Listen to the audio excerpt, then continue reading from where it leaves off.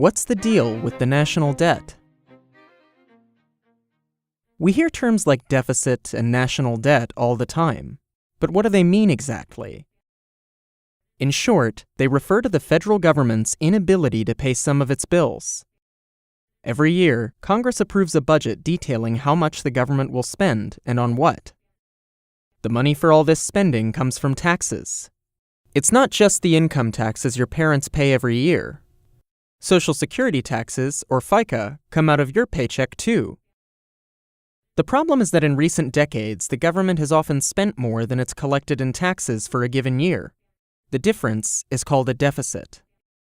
In 2011, for example, the federal government collected $2.3 trillion, but spent $3.6 trillion.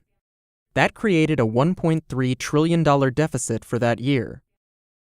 So, how does the federal government get the money it needs to function if it doesn't have enough tax revenue? It has to borrow it, usually from investors and foreign governments that purchase U.S. Treasury bonds. The U.S. has been running a deficit since 2002. Every year, the amount of the deficit gets added to the national debt, which is the total of all the money that the U.S. government owes. At the moment, the national debt is $16.8 trillion and growing.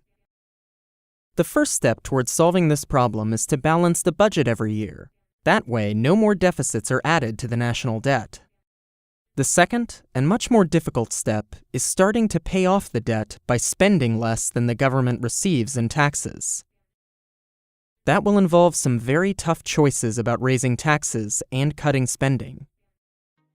According to most economists, the nation must find a way to move in that direction for its long-term prosperity.